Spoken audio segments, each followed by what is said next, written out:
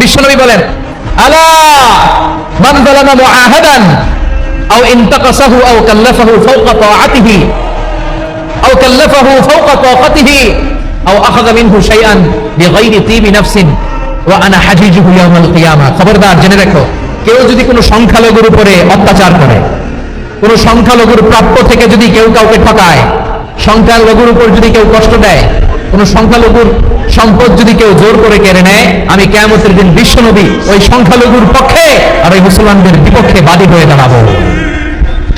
সুবহানাল্লাহ বলতে পারলেন না? আল্লাহু আকবার। আপনি নামাজি, আপনি মুসল্লি, আপনি হাজী সাহেব, তাহাজ্জুদ পড়তে পড়তে কপালে দাগ ফেলে দিয়েছেন, আপনার প্রতিবেশী হিন্দু, ভাবছেন আমার তো পাওয়ার আছে, ওর জমিটা দখল করি। বিশ্বনবী বলেন, কিয়ামতের দিন ওই হিন্দুর পক্ষে তোর বিরুদ্ধে আমি বাদী হয়ে দাঁড়াবো। পৃথিবীর কোন ধর্মে এরকম স্টেটমেন্ট পাবেন? পাবেন?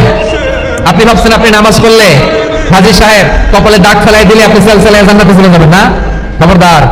বিশ্বনবী বলেন, কোন সংখ্যালঘুর উপর যদি কেউ আক্রমণ করে, তার প্রাপ্য তাকে না দিয়ে যদি তাকে ঠকায়, তার উপর জুলুম করে, তার সম্পদ যদি কেড়ে নেয়, আমি নবী, তুমি মুসলিম হইতে পারো, মুসল্লি হইতে পারো, তার পক্ষে তোমার বিপক্ষে আল্লাহর দরবারে বাদী হয়ে দাঁড়াবো। আচ্ছা, লালমনিরহাটের ভাইরা, কথা বুঝতে পারলে আওয়াজ করে উত্তর দেন। বিশ্বনবী যদি কারো বিপক্ষে দাঁড়ায় কিয়ামতের দিন, আই রিপিট, আমি আবারও বলছি, বিশ্বনবী যদি কিয়ামতের দিন কারো বিপক্ষে দাঁড়ায়, ও তো সালসালায়ে জান্নাতি, জান্নাতি না? যে নবীর সুপারিশ ছাড়া জান্নাতের গেটও দেখা যাবে না, ওই নবী যদি বলে তোর বিপক্ষে আমি বাদী হয়ে দাঁড়াবো, ওই জান্নাতে আর ঢোকার কোনো সুযোগ আমাদের থাকবে? এখানেই শেষ না আমার প্রিয় লালমনিরহাটের ভাইয়েরা, এখানেই শেষ নয়। বিশ্বনবী বলেন, মান কাতালা মুআহাদান, বুখারীর বর্ণনা, মান কাতালা মুআহাদান লাম ইয়ারাহ রাইহাতাল জান্নাহ। কেউ যদি, কোন মুসলিম যদি অন্যায়ভাবে কোন সংখ্যালঘুকে হত্যা করে, কোন হিন্দুকে হত্যা করে, কোন বৌদ্ধকে হত্যা করে, অন্যায়ভাবে কোন মুসলিম যদি কোন সংখ্যালঘুরে হত্যা করে, জান্নাতে যাওয়া তো দূরের কথা, ওই মুসলিম জান্নাতের ঘ্রাণ পাবে না। সেই বুখারীর বর্ণনা, মান কাতালা মুআহাদান লাম ইয়ারাহ রাইহাতাল জান্নাহ ওয়া ইন্না রিহাহা লা ইউজাদু মিন মাসিরাতি 40 আমা। যে জান্নাতের ঘ্রাণ 40 বছর দূরের রাস্তা থেকেই পাওয়া যায়। সুবহানাল্লাহ।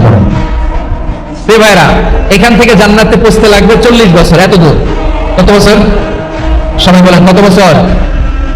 এখান থেকে জান্নাতে পৌঁছতে লাগবে 40 বছর। এত দূরে থাকতেই জান্নাতের ঘ্রাণ আপনার নাকে এসে ধাক্কা মারবে। বিশ্বনবী বলেন, যে ব্যক্তি কোন সংখ্যালঘুকে হত্যা করে, জান্নাতের ঘ্রাণ তো পাবেই, জান্নাতে তো ঢুকতে পারবেই না, জান্নাতের ঘ্রাণও তার নাকে লাগবে না। পড়েন না আউযুবিল্লাহ। তাহলে সংখ্যালঘুদের ব্যাপারে ইসলামে অধিকার দেয়া আছে না নাই?